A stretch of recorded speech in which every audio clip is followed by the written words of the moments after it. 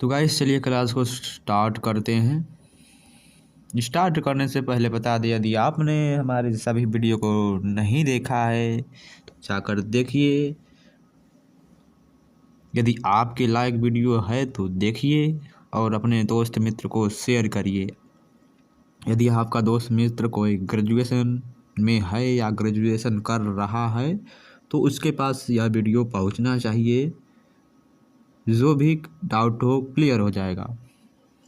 तो इस समय आप पेपर चल रहा है आपके ग्रेजुएशन का, तो उसी में हम लगे हुए हैं कि आपका पेपर किसी भी तरह से अच्छा जाए। तो आज हम लाए हैं आपको BA second year third semester home science का मॉडल पेपर। तो पेपर का नाम आपके क्या है? Advance nutrition and humans development home science. यह केवल बालिकाओं के लिए है। तो home science advance nutrition and humans development के महत्वपूर्ण प्रश्न है। तो इसमें 3 खंड होते हैं, अ ब और स होते हैं। 75 नंबर का पेपर आपका रहता है। और जो पहला क्वेश्चन आपको यानी खंड अ में अति लघु उत्तरीय प्रश्न है, इसमें आपको 50 वर्ड में लिखना रहता है। और कितने प्रश्न का उत्तर देंगे आप?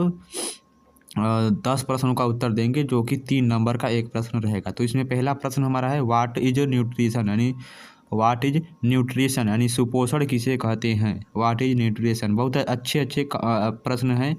और दिया गया है व्हाट इज डाइट यानी आहार किसे कहते हैं। ये सभी अच्छे प्रश्न हैं, आप इनका उत्तर दे सकते हैं और आते भी हैं इस तरह के प्रश्न आपके एग्जाम में। What is nutrition and what is diet, आहार और न्यूट्रिशन किसे कहते हैं। यही चीज़ यदि आपको लघु उत्तरी में या दीर्घ में पूछ ले कि सुपोषण किसे कहते हैं, अब आहार नाल को परिभाषित कीजिए या सुपोषण और आहार में अंतर को स्पष्ट कीजिए। इस तरह से आपको क्वेश्चन लघु उत्तरी और दीर्घ में क्वेश्चन पूछते हैं। छोटे छोटे क्वेश्चन है 3-3 नंबर के, अच्छी बात है, अच्छे क्वेश्चन है।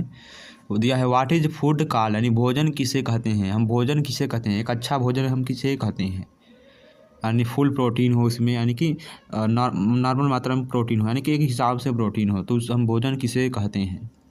चौथा प्रश्न यहाँ पर दिया है गिव 2 केस ऑफ मैनिपुलेशन यानी कुपोषण के 2 कारण बताइए। मैनिपुलेशन के कौन कौन से 2 कारण हैं। दिया है न्यूट्रिशन है यहाँ पर, कुपोषण के 2 कारण बताइए, यह चौथा प्रश्न है। पांचवा है कि शालेय आहार के लाभ बताएं। स्लेट आहार के बेनिफिट यानी slate the benefit of school meals, शालेय आहार के लाभ बताएं, पांचवा प्रश्न है। छठवां प्रश्न है हमारा कि बैलेंस डाइट यानी संतुलित आहार किसे कहते हैं। संतुलित आहार को हम बैलेंस डाइट भी कहते हैं, यानी बैलेंस डाइट आपका संतुलित आहार क्या है। और देखिए सबसे अच्छा संतुलित आहार भोजन किसे माना गया है, यानी हम एक पूरी तरह से संतुलित आहार भोजन किसे कह सकते हैं।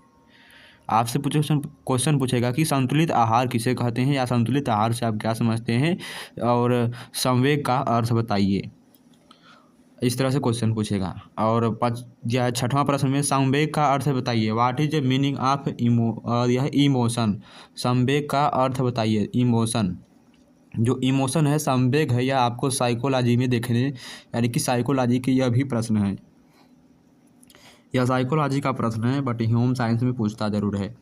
व्हाट इज इमोशन यानी कि संवेग क्या है। व्हाट इज पर्सनालिटी, व्यक्तित्व क्या है।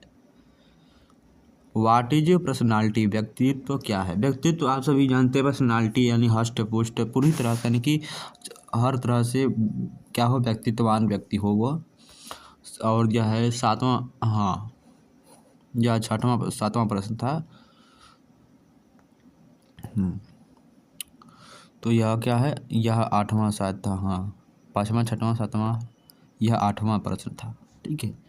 और 9वां प्रश्न में दिया गया है कि दिया है व्यक्तित्व को प्रभावित करने वाले कारक कौन हैं, यानी कि फैक्टर्स अफेक्टिंग पर्सनालिटी, व्यक्तित्व को प्रभावित करने वाले कारक कौन हैं, यह 9वां प्रश्न है। 10वां प्रश्न है कि type of friendship group in adolescence यानी कि किशोरावस्था में मैत्रीय समूह यानी साथी समूह के प्रकार बताइए। किशोरावस्था में साथी समूह के प्रकार बताइए। ये हमारा 10वां प्रश्न था और 10 प्रश्न को करना है। तो किसी कॉलेज में 5 प्रश्न करना रहता है और किसी कॉलेज में 10, यानी जिस तरह से उनका नंबर दिया रहता है।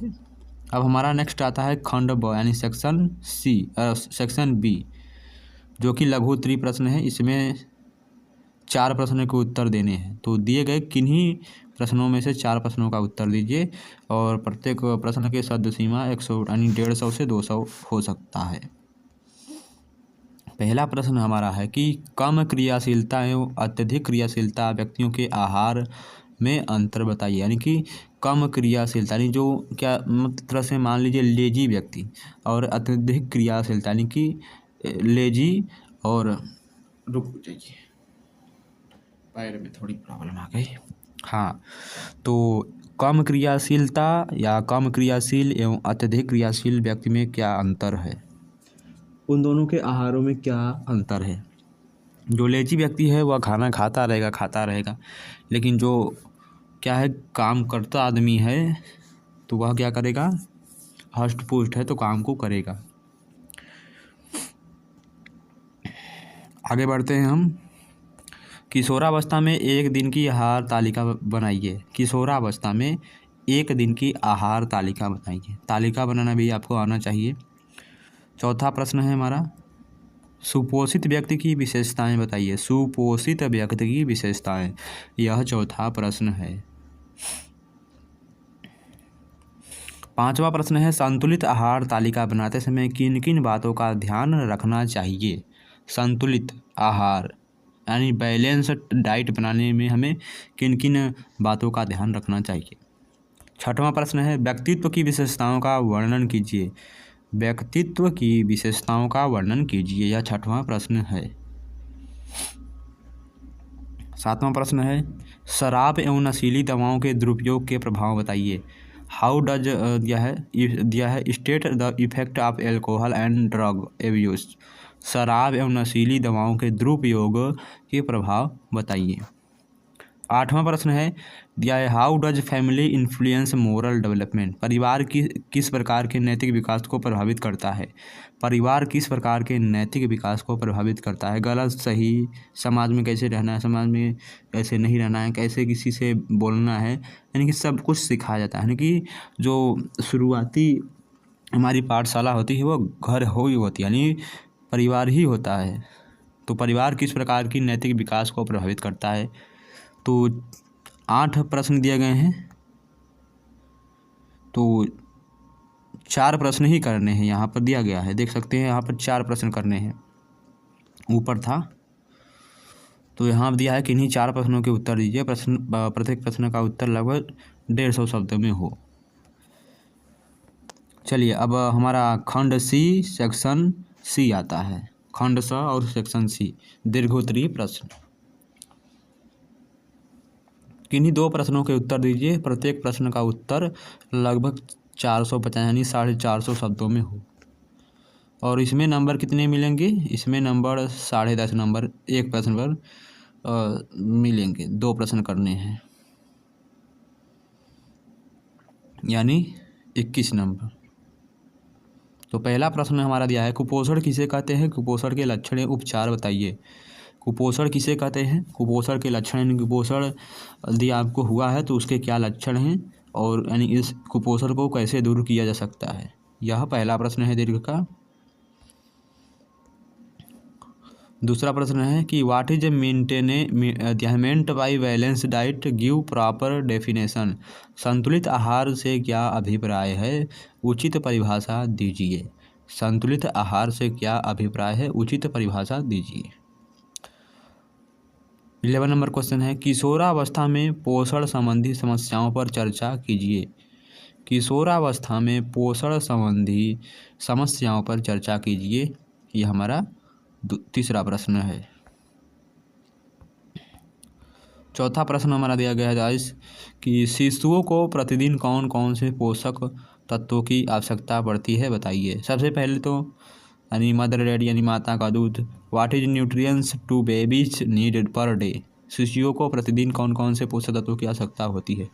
तो पर डे की माने तो उन्हें मिल्क यानी दूध की ज़्यादा आवश्यकता होती है। तो आई होप यह क्वेश्चन आपके एग्ज़ाम में हेल्पफुल होंगे और आप हमारी वीडियो को ज़रूर से ज़रूर देख रहे होंगे और वीडियो को देख कर जाइएगा और लाइक एक करके जाइएगा। सब्सक्राइब करना ना भूलें और बेल आइकन का बटन दबाना ना भूलें ताकि जो नोटिफिकेशन आता है वह आपको सबसे पहले मिले। तो